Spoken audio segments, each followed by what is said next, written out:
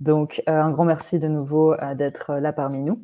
Aujourd'hui, nous allons présenter le fameux sujet végétaliser son alimentation, donc en collaboration avec Nicolas Parel, qui est parmi nous ce soir.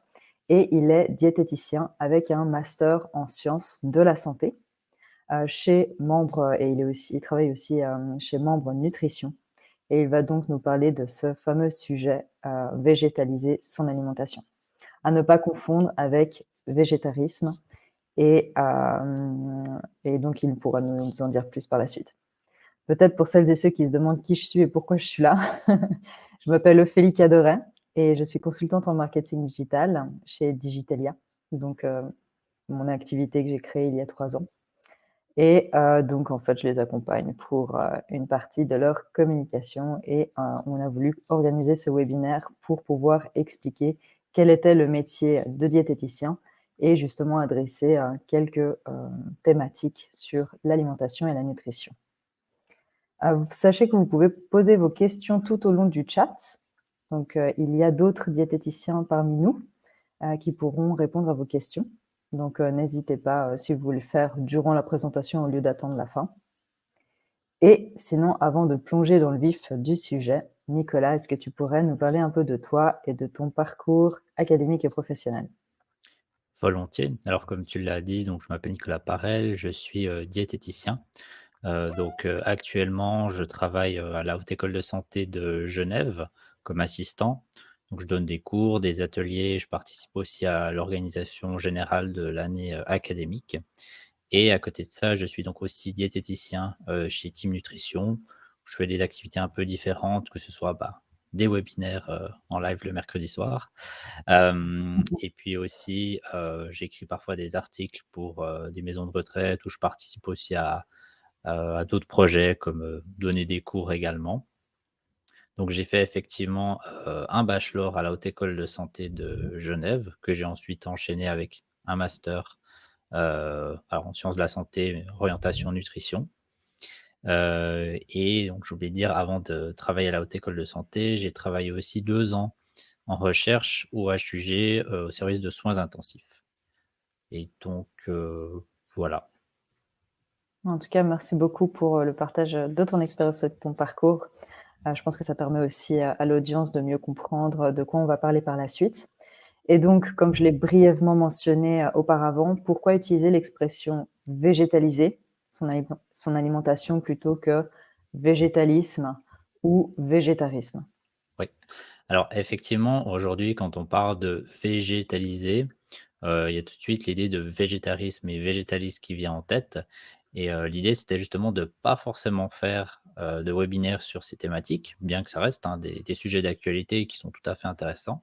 Mais c'était plutôt de s'adresser aux personnes qui ont une alimentation, on va dire, omnivore et qui aimeraient, diminuer un petit peu leur consommation, de produits carnés pour différentes raisons. Donc voilà, ce sera pas le thème, ce sera pas de parler de végétarisme ou végétalisme, mais vraiment, comment est-ce que je peux réduire, ma consommation de viande et aussi pourquoi? Parce qu'on en parle beaucoup, ces temps dans les médias. Il y a un petit peu, tout et n'importe quoi qui circule, donc on peut aussi répondre un petit peu à ces questions de pourquoi est-ce que c'est intéressant aujourd'hui, de réduire un petit peu sa consommation de viande. Et est-ce que justement tu peux peut-être nous parler de la consommation de viande recommandée par les organismes Mmh. officiels? Oui, alors globalement, c'est vrai qu'aujourd'hui, si on parle de, consommation de viande, c'est bien d'avoir deux trois chiffres. Donc la Société suisse de nutrition, elle nous dit que consommer que de consommer environ, 250 à 350 grammes de viande par semaine, ce serait suffisant et il se trouve qu'on est plutôt au triple, à savoir à, en moyenne, 1 kilo par personne et par semaine. Donc on est 3 fois au-dessus des recommandations. Et puis, si on nous recommande de diminuer la consommation de viande, c'est pour diverses raisons. Celle, je pense, dont on entend le plus parler en ce moment, c'est en lien avec, tout ce qui tourne autour du réchauffement climatique. On sait que l'alimentation, c'est à peu près 25 des émissions de gaz à effet de serre qui sont, produits et on entend beaucoup l'idée que, pour, sauver la planète entre guillemets, enfin, en tout cas, faire une action au niveau de l'alimentation, il faudrait, manger plus local et moi je pense que c'est une très bonne chose, hein, de manger plus local. Ça a des intérêts aussi au niveau de l'économie, mais c'est pas forcément ça non plus qui va avoir un gros impact. J'ai refait le calcul, ce matin, mais par exemple quelqu'un, hem, qui consommerait, du bœuf, qui vient de Suisse plutôt que du Brésil, et ben, ça réduirait ses émissions de CO2 donc via cette alimentation de 0,3.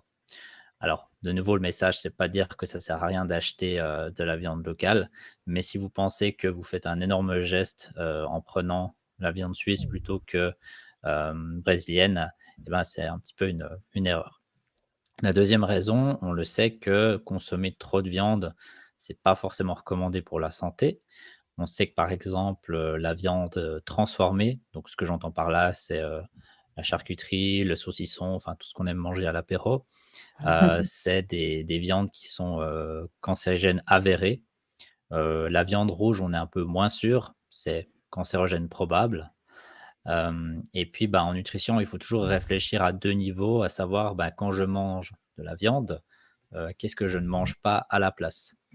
Et ben, chaque aliment, chaque groupe d'aliments peut apporter, des nutriments différents et ce qui est intéressant, c'est de faire un tournus pour essayer d'avoir un maximum de nutriments différents.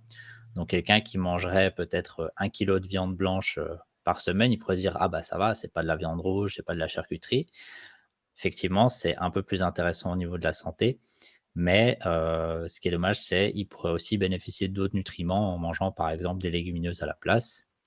Et puis les autres raisons pour lesquelles on parle de diminuer la consommation de viande, c'est aussi pour, les questions, on va dire, d'éthique animale. En Suisse, on a probablement une des législations les plus strictes au monde concernant le bien-être animal. Mais voilà, il n'empêche qu'on voit aussi parfois des conditions de vie d'animaux qui sont peut-être un petit peu discutables. Et puis, bah, ça semble assez logique que plus on va consommer de viande, bah, plus il faudra faire d'élevage et plus il faudra, des espaces importants pour que les animaux puissent vivre et du coup, potentiellement, ben, on réduira, la qualité de vie de ces bêtes. Donc voilà, je dirais un petit peu, les 3 grandes raisons et aujourd'hui, vu que mon domaine d'expertise, c'est la santé et pas, l'écologie ou l'éthique animale, on se concentrera plutôt sur la partie, santé et nutrition. Mmh. En tout cas, merci pour, le partage de ces chiffres. Tu as justement expliqué qu'on pouvait, changer nos habitudes alimentaires en réduisant notre consommation de viande. Comment en fait changer ses habitudes alimentaires, mais sans créer de potentielles carences nutritionnelles? Ouais. Alors de nouveau ici, on n'est pas, dans le cadre de végétarisme et végétalisme, donc il y a pas de crainte à avoir par rapport à d'éventuelles carences. Alors évidemment, outre conditions spécifiques de personnes qui auraient des problèmes de maladies, malabsorption intestinale et autres, mais on va dire pour le grand public.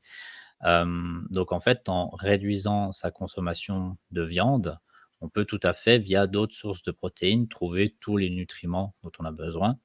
Donc je dirais déjà de ne pas spécialement avoir peur et puis, je dirais aussi qu'il y a pas forcément besoin d'aller chercher trop loin. C'est-à-dire qu'aujourd'hui, quand on parle de végétal, les gens ils s'imaginent tout de suite manger des graines dans leurs assiettes ou des noix ou des choses comme ça.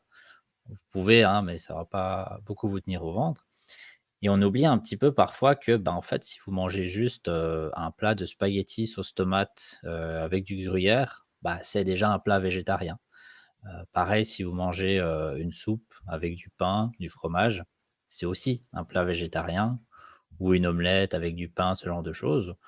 Donc je dirais qu'en fait, il y a pas besoin d'aller chercher trop loin. Ça, c'est un petit peu la première étape, donc se diriger plutôt vers, d'autres sources de protéines animales comme, les produits laitiers ou, les produits à base d'œufs. La deuxième option, ce serait de se tourner vers tout ce qui est légumineuses.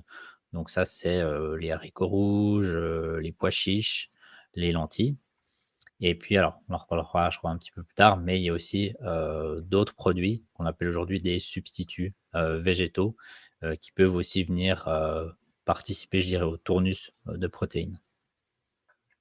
Et justement par rapport à ces substituts végétaux, donc j'imagine que tu parles de steaks végétaux, par exemple.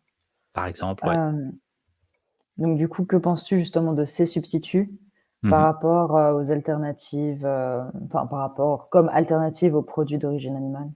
Ouais.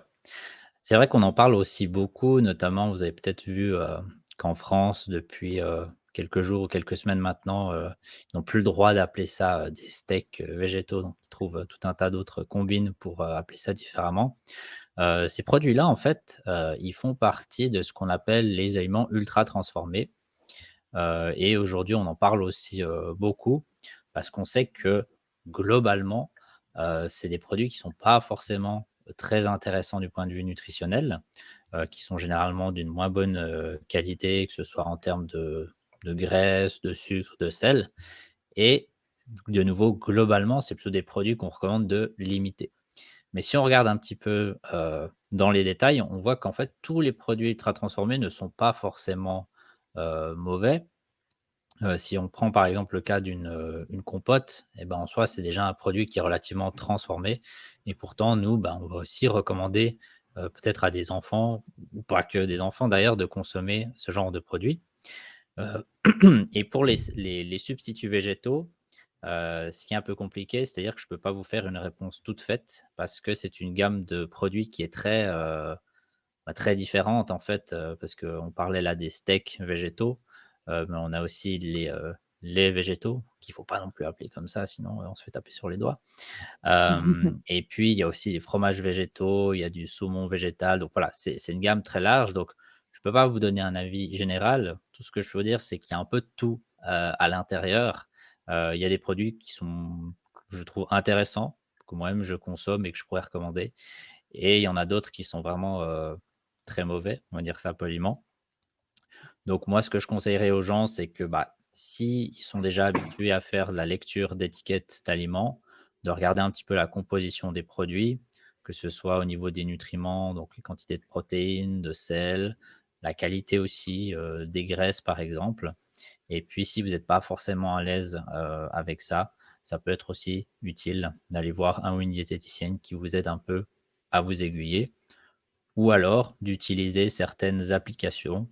Une fois encore, toutes ne sont pas forcément intéressantes, mais qui peuvent vous donner, des informations, je vais dire, un petit peu vulgarisées sur, les différents aliments végétaux, ou pas que végétaux d'ailleurs. Et par rapport à ces applications, justement, toi, tu recommandes laquelle? Est-ce que tu utilises Yuka, par exemple, ou? Alors, heu, moi, je dirais celle qui est assez intéressante, c'est, Open Food Facts parce qu'elle donne, pas mal d'informations.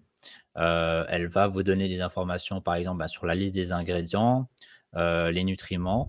Elle va aussi, vous indiquer le Nutri-Score de ces aliments et puis aussi le score Nova. Donc en fait, c'est un score qui donne le degré de transformation des aliments et ça, c'est aussi, complémentaire. L'application Yuka, en soi, en fait, c'est difficile de dire si elle est bien ou pas parce qu'elle a jamais été testée, avec des protocoles scientifiques. Donc peut-être qu'en fait, c'est une très bonne application, mais en soi, on n'a jamais testé, on va dire, en conditions réelles pour voir si ça faisait vraiment, ça aidait vraiment les consommateurs à faire de meilleurs choix. Souvent, c'est un petit peu débattu dans la communauté scientifique parce que Yuka, si ça n'a pas changé, elle a attribué des points un petit peu arbitrairement, à savoir que la moitié de la note à peu près, c'est en fonction des critères, nutritionnels. Il y a, je crois, 30 en fonction des additifs et une vingtaine de pourcents pour si c'est bio ou pas. Mais cette répartition, elle est un peu, arbitraire, on va dire ça comme ça, donc c'est un petit peu, débattu. OK. Et tu parlais aussi, des huiles ou de la quantité de sel. Est-ce que, je ne sais pas, si on prend juste l'exemple des steaks végétaux, Mmh. peut-être deux trois astuces à partager pour, mieux Ouais. choisir les steaks végétaux? Alors par exemple, si on est sur les huiles, ce qui serait déjà un petit peu plus intéressant, ce serait s'il y a de l'huile de colza plutôt à l'intérieur, notamment pour la qualité des acides gras. Un petit peu moins intéressant si c'est de l'huile de palme ou bien, de l'huile de coco. Tournesol, pourquoi pas, ça pourrait aussi être intéressant. Et puis pour le sel, je dirais que idéalement, si c'était des produits qui avaient en dessous de 1 gramme de sel pour 100 grammes, ce serait déjà, une bonne chose. OK. si on se concentre sur ces aspects-là. Tu as parlé avant des recommandations, de consommation de viande pour les adultes. Mmh. En ce qui concerne les enfants, comment on peut en fait, inviter les enfants à consommer moins de viande? Quelles sont les recommandations minimales, Mmh. les alternatives et cetera? Alors pour les enfants, en fait, c'est un peu plus compliqué dans le sens où les portions, elles vont, dépendre, de l'âge, des enfants. Ce qu'il faut savoir, c'est qu'un enfant, alors une fois encore, hein, ça dépend si on parle d'un enfant de 6, 7 ans ou un enfant de 15 ans qui est déjà plutôt un adolescent. Mais un enfant, on n'a pas forcément, enfin, en tout cas plus il est jeune, pas besoin de lui donner les mêmes portions que, ses parents. Pareil, un jeune enfant, il y a pas forcément besoin de lui donner la pomme entière, ça peut être quelques quartiers de pommes qui vont lui être, donnés. Et puis, je dirais que le meilleur moyen, enfin, un des moyens, c'est d'essayer d'inviter les enfants à participer à la préparation des repas. Comme ça les amène, on va dire, dès le plus jeune âge à s'y intéresser. Et pour les recettes, on peut essayer de leur confier des tâches qui seront adaptées à eux. Alors évidemment, si vous avez des enfants en bas âge, vous allez peut-être pas leur demander d'émincer le poulet avec le couteau de cuisine qui vient d'être aiguisé. Mais on peut peut-être penser à des tâches comme, éplucher des carottes ou peser les aliments. Mais je dirais déjà dès le plus jeune âge, les convier à participer aux activités culinaires, essayer de rendre ça ludique. Pourquoi pas si vous avez, je sais pas moi, des fruits, essayer de faire des formes, je sais pas, un hérisson qui serait par exemple, à partir d'une pastèque, vous mettriez des pics par-dessus, enfin des cure-dents, mais en tout cas de les aider à participer. Et puis pour les portions, alors, ça vraiment, ça dépend des catégories d'âge, mais ce sera quand même globalement moins que les adultes, jusqu'à environ, je crois que c'est 15, 16 ans où là, bon, on est quand même assez proche des portions pour adultes. OK. Et est-ce que tu as peut-être des conseils à partager sur, comment végétaliser son alimentation, mais peut-être étape par Ouais, étape, que ce soit pour les enfants ou les adultes? alors je dirais que d'une manière générale, pour tout changement, qu'il soit nutritionnel ou pas, l'erreur un petit peu, commune, c'est de vouloir tout changer, du jour au lendemain. C'est les classiques, résolutions du nouvel an avec, le verre de champagne à 23h59, puis on se dit: «Bon, ben, j'arrête l'alcool demain, j'arrête ceci, j'arrête cela». Bon, le lendemain, vous avez la gueule de bois, donc vous attendez le surlendemain. Mais généralement, on sait qu'en fait, changer des habitudes de vie, c'est assez compliqué. Parce que, quand on a une habitude, c'est un automatisme et du coup, ça nous permet de mettre notre cerveau sur off et de penser à d'autres choses. Donc moi, ce que je dirais, c'est d'y aller progressivement. Typiquement, depuis, quelques années, c'est la mode du Veganuary, qui consiste à faire un mois vegan, à partir de janvier. Et ça, pour moi, c'est pas forcément une bonne idée parce que, en fait, si vous avez une alimentation omnivore, changer, 14 repas par semaine en une fois, vous arriverez peut-être les 2, 3 premiers jours, puis après vous serez à court d'idées. Donc moi, je dirais qu'il faut déjà partir, heu, d'un constat, par exemple, essayer d'estimer, quelle quantité de viande vous mangez par semaine. Admettons, vous êtes à 1 kilo comme la moyenne, et plutôt que de passer de 1 kilo à 300 grammes comme c'est recommandé, essayez déjà dans un premier temps de passer de 1 kilo à, 700 grammes. Si on réfléchit en termes de repas, ça pourrait être de se dire: «OK, cette semaine, j'essaye d'avoir, au moins un repas végétarien à midi, le soir, en fonction de ce qui est le plus simple pour vous. Puis peut-être la semaine suivante d'en avoir un deuxième». Donc vraiment d'y aller, progressivement, et même si c'est très tentant et que quand on est très motivé, on veut tout changer, d'éviter voilà, de tout vouloir faire en un seul coup parce que la motivation, généralement, elle grimpe, elle grimpe, elle grimpe, puis après elle arrive et elle retombe assez vite. Et souvent quand on voit qu'on n'arrive pas à tenir ses résolutions, on est frustré, ça baisse aussi un peu l'estime personnelle et on a tendance à vite abandonner. Alors que des petits changements progressifs, on sait que sur le moyen long terme, ça aura de meilleures chances de réussir. Et c'est pareil, hein, si on parle de perte de poids par exemple, mieux vaut y aller progressivement, faire des petits changements, et pas tout vouloir changer d'un coup. OK, top. Et forcément, en tant que femme, il y a une, question qui me vient un peu à l'esprit. Est-ce que tu aurais peut-être 3 conseils pour, aider les femmes, on va dire, à lutter, en fait, contre le risque d'anémie, mais tout en Mmh. réduisant, la consommation de viande? Alors pour l'anémie, là, on est déjà dans une situation un petit peu, particulière. Globalement, bon, déjà évidemment d'être suivi, par un médecin parce qu'il peut y avoir plusieurs causes d'anémie. Alors évidemment, il peut y avoir une anémie suite à des, apports qui seraient insuffisants, mais on peut aussi avoir d'autres causes de l'anémie qui, pour faire simple, en fait, même si vous mangez beaucoup plus, de viande rouge ou des choses comme ça, ne se résoudrait pas puisque c'est un autre mécanisme qui sera à l'origine. Après, on sait par exemple que, si on pense au fer, il y a plusieurs types de fer, mais on va dire que le fer, pardon, végétal, il a tendance à être un petit peu moins absorbé que celui d'origine animale. Et pour ça, il y a quelques astuces qu'on peut mettre, en place. Typiquement, le fer, il va être mieux absorbé si on consomme simultanément, de la vitamine C, donc en gros des fruits ou des légumes, et à l'inverse, des produits qui contiennent ce qu'on appelle des tanins, donc typiquement dans le café et le thé, vont plutôt, enfin pas ralentir, mais Stimuler. limiter son absorption. Donc ça, ce serait peut-être des produits, à consommer en dehors des repas qui seraient, heu, qui seraient avec du fer végétal. Maintenant de nouveau, quelqu'un qui aurait vraiment un problème d'anémie, j'y recommanderais pas forcément de surconsommer de la viande rouge parce que, ben, après vous auriez aussi les inconvénients de surconsommer de la viande rouge. Donc là, après, en fonction de la situation et de nouveau, c'est plutôt le médecin qui va se prononcer, une supplémentation en fer sera peut-être nécessaire. Et je voulais savoir aussi, par exemple, toi, dans ton quotidien, hem, quel profil, en fait, tu accompagnes dans, enfin, voilà, dans leur objectif de mieux-être, alimentaire? Alors moi, dans mon quotidien, en ce moment, j'ai surtout des étudiants qui sont en formation. Donc pour le moment, j'ai pas forcément de suivi, mais ceux que j'ai eus, pour la plupart, c'était plutôt dans des contextes, on va dire, de dénutrition. Donc plutôt, soit des personnes âgées, soit des personnes qui font de la réadaptation, réhabilitation. Donc a priori, pas tout à fait le profil, personnes qui nous écoutent aujourd'hui. Mais j'ai eu aussi, assez souvent des sportifs, qui cherchent, la solution miracle pour, augmenter leur performance, et très souvent chez les sportifs, on voit aussi que, ben, l'alimentation, les recommandations de base, elles sont pas forcément suivies.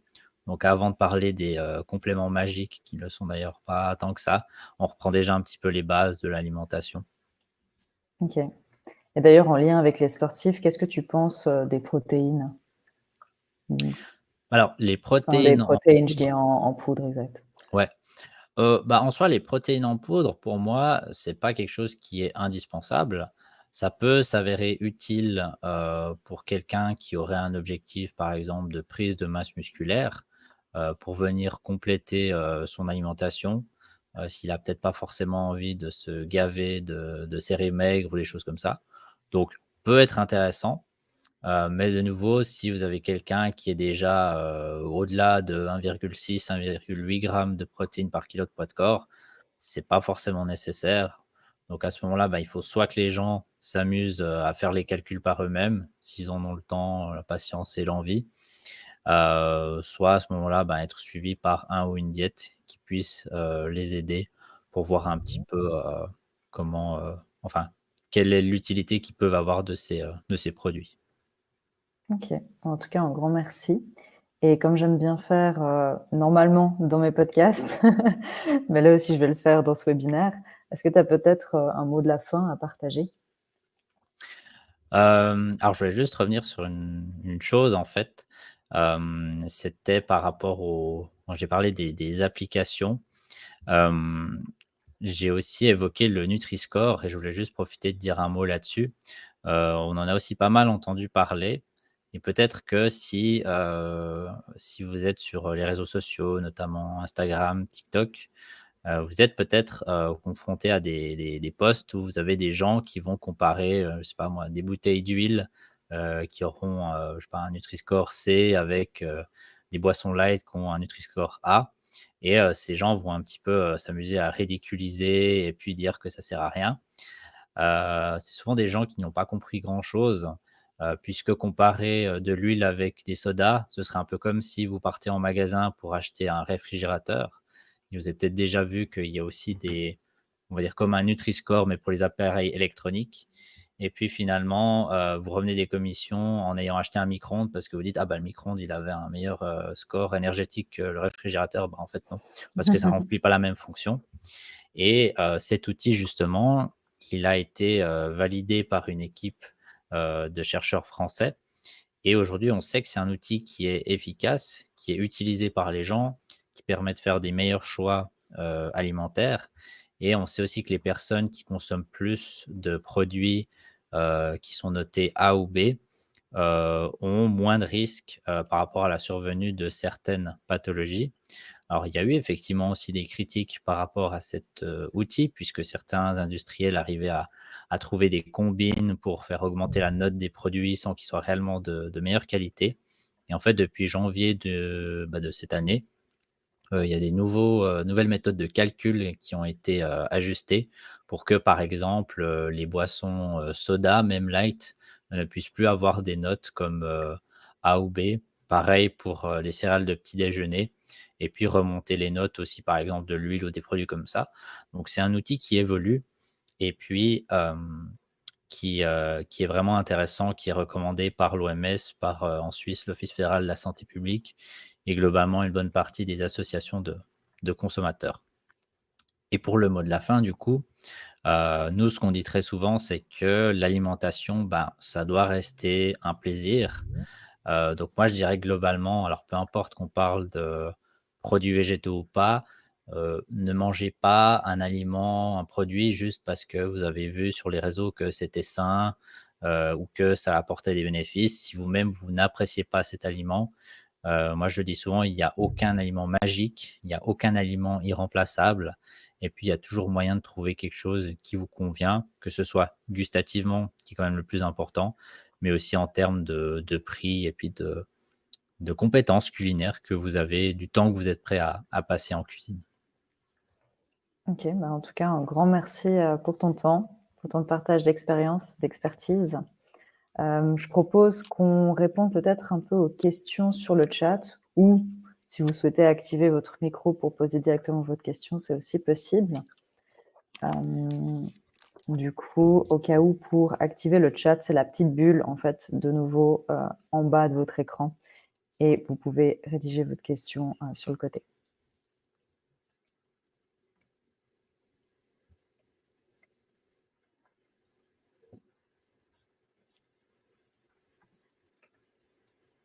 C'était tellement clair, il y a plus de questions.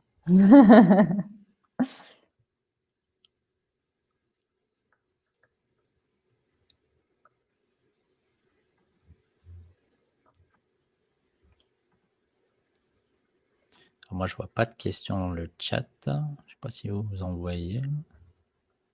Ah, Carolina, tu essaies de parler? Ah. Ouais. Du coup, Carolina, je crois qu'on t'entend pas. Si tu veux peut-être écrire ta question. Ah, Ah, C'est bon, vous m'entendez? oui. oui. Ah, pardon. Oui, du coup, merci beaucoup pour le partage. Et tu as souvent parlé, Nicolas, du terme diététicien. Puis peut-être tu pourrais nous éclairer sur la profession et aussi la différence entre diététicien et nutritionniste.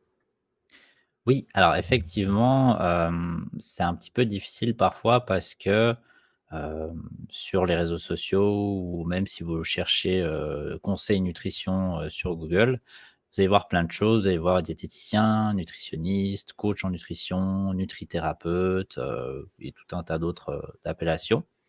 Donc comme je l'ai dit au début, nous, pour être diététicien, on doit faire un bachelor, donc c'est 3 ans, dans une haute école de santé. C'est une formation qui est à temps plein, qui comprend des cours théoriques, mais aussi, pratiques et notamment, des stages dans des milieux, hospitaliers, de restauration collective, de santé publique. Et puis donc le diplôme est protégé. Ce qu'il faut savoir, c'est que notre, formation, elle est, encadrée par la loi sur les professions de la santé et puis, ça, c'est un gage important en termes de qualité. Et nous, bah, on peut vraiment, à la fin, prétendre avoir une expertise dans le domaine de la nutrition, alors que ce soit à titre, préventif, un peu comme on le fait ce soir, ou alors pour des personnes, qui souffrent de pathologies pour lesquelles la nutrition peut avoir un intérêt. On peut aussi travailler, en recherche, on peut travailler dans la restauration collective, on peut aussi travailler avec, l'industrie pour essayer d'améliorer les recettes de certains aliments. Et pour les autres formations, bah, c'est un peu la jungle parce que, pour être, par exemple, conseiller, coach en nutrition, c'est des formations qui vont, on va dire, de, moins que j'ai vu, c'était 50 heures jusqu'à 300 heures environ. Vous avez généralement, pas de stage pratique et puis vous avez, à ma connaissance, pas ou alors même très peu ou ouais, je dirais aucun, on va dire, guide ou charte de déontologie de qualité. Donc parmi ces gens-là, il y a peut-être des personnes qui sont très bien et qualifiées, mais vous avez aussi des gens qui, ben, dû au fait qu'ils aient des formations un petit peu restreintes, vont avoir un petit peu de la peine, notamment à interpréter, tout ce qui est en lien avec la recherche scientifique, qui demande quand même une certaine formation pour, lire des études, parce que c'est des textes qui sont un peu moins sympathiques à lire que les articles que vous trouverez, sur RTS Info ou autres. Et nous, on se trouve souvent, bah, à devoir expliquer, pourquoi est-ce que c'est plus intéressant de nous, consulter nous, y compris pour des raisons financières, à savoir que nos consultations sont remboursées, par la LAMAL, dès le moment où c'est prescrit par un médecin, un peu comme ça le serait avec, un physiothérapeute. Alors que pour les autres, eh ben, ce sera uniquement, remboursé par certaines assurances complémentaires, donc vous devrez aussi payer un peu plus de votre poche, en gros. Et aussi, pardon, j'oublie une chose, à ne pas confondre aussi avec les médecins nutritionnistes qui sont donc, bah, des personnes qui ont fait un cursus de médecine de 6 ans et qui ensuite se sont spécialisés dans le domaine de la nutrition, avec lesquels on collabore et pour lesquels on pourrait aussi recommander, des suivis de consultation. OK, top. Donc du coup, tu as répondu à une autre des questions par rapport, au remboursement et la prise en charge, par les assurances. Tu as parlé de pathologie. Est-ce que tu peux peut-être, expliquer plus en détail quel type de pathologie vous pouvez accompagner? Alors il y en a plein. Alors globalement, bah, tout ce que j'ai déjà un petit peu parlé avant, tout ce qui est en lien avec, la dénutrition. Donc ça concerne pas mal de patients âgés, mais aussi des patients qui sont atteints, de cancer, ou des patients qui ont des, maladies, de malabsorption. Je peux faire le lien avec du coup tout ce qui est en lien avec les pathologies digestives, donc maladie de Crohn, maladie cœliaque, rectocolite. On peut aussi aider pour tout ce qui est en lien avec, les allergies et les intolérances alimentaires, tout ce qui est en lien avec les diabètes type 1, type 2, diabète gestationnel, tout ce qui est en lien aussi, alors évidemment avec les problèmes de surpoids, d'obésité, les autres troubles du comportement alimentaire, anorexie mentale, hyperphagie, les problèmes rénaux, même si c'est un peu plus rare, tout ce qui est, maladie innée du métabolisme. Heu, Qu'est-ce que j'oublie? Cardiovasculaire, est-ce que tu as Maladie, mentionné? oui, pathologie aussi, cardiovasculaire, tout ce qui est aussi en lien avec, des maladies, immunitaires ou des choses comme ça.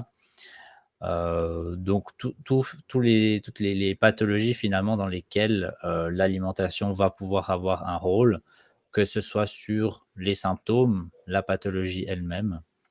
Mais voilà, je dirais que vraiment dans les pathologies. Alors j'espère que j'oublie rien comme ça, mais on a un petit peu là les principales. OK, et sinon, il y a encore 2 autres questions et moi, j'en ai aussi une en tête, donc qu'en Allons-y. est qu'en est-il des produits à base de viande blanche transformée, par exemple? Par exemple, du poulet, que vous pouvez acheter déjà cuit, prédécoupé, ce genre au paprika, ce genre de choses?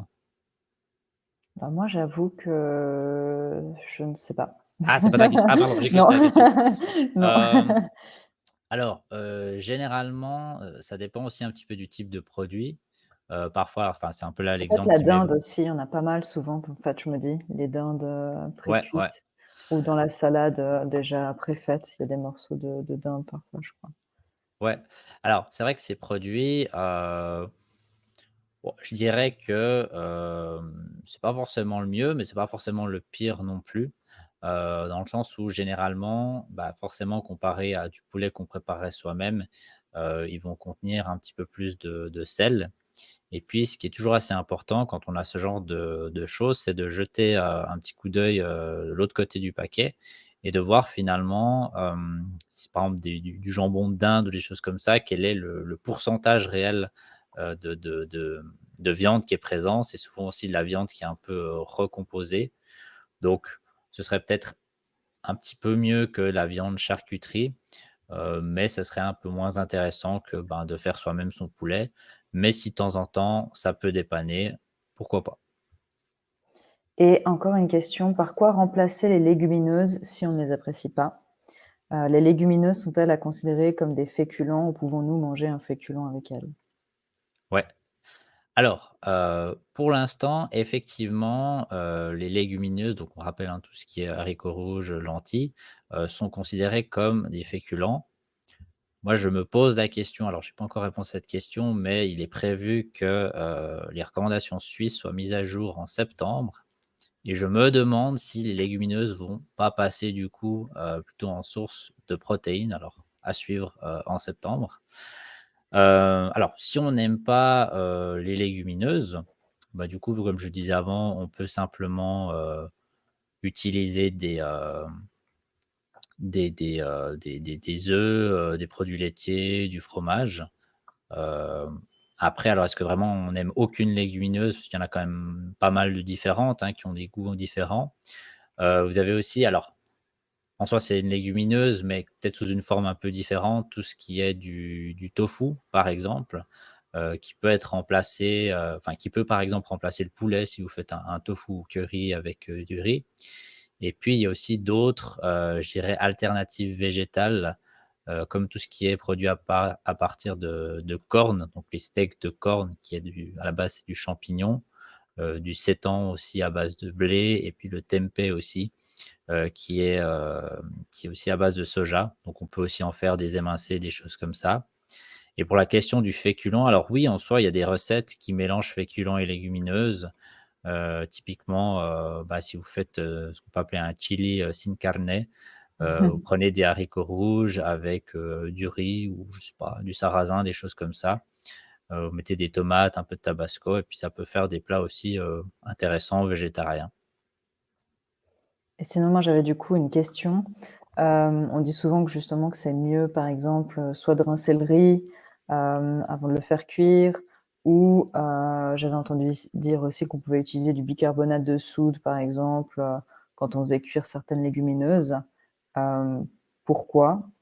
Est-ce que c'est vraiment essentiel? Heu, alors pour certains, effectivement, ça peut être, intéressant de rincer un peu pour, éliminer, je dirais, certains résidus qu'on peut avoir, dessus. Après, tous sont pas forcément à rincer. Par exemple, pour ma part, ce qui est des lentilles vertes, je vais pas forcément les rincer. Le riz, ça dépend un peu où je l'achète aussi. Si c'est, du riz que j'achète on va dire dans une grande surface, Orange, je vais pas forcément le rincer. Et puis dans d'autres magasins où je les achète plutôt dans des grands sacs d'1 kilo, des choses comme ça, je vais peut-être un petit peu plus les rincer parce qu'il y a souvent une espèce de pas de poussière, mais aussi un peu comme d'amidon qui se dépose. Et puis je trouve que c'est un petit peu meilleur quand on les rince. OK. En tout cas, je crois que ah oui, voilà la liste des diététiciens. Si vous voulez, je peux partager dans le chat. Hop, tac. Comme ça, si ça vous intéresse. Donc, des diététiciens à Genève, au cas où. Bon, en tout cas, merci beaucoup pour, votre temps. Enfin, je pense, c'est vu qu'il y a d'autres diététiciens, c'est pour ça que je dis votre temps. Et sinon, bah, je pense que vous vous tenez tous, à disposition pour, des potentielles questions. Donc pour poser vos questions, vous pouvez justement retrouver, Nicolas Parel et d'autres professionnels sur le site, de la DIJA. Et on vous partagera du coup le lien vers le replay si vous souhaitez le partager auprès de votre réseau ou de vos proches. Et encore merci pour tout et très belle soirée.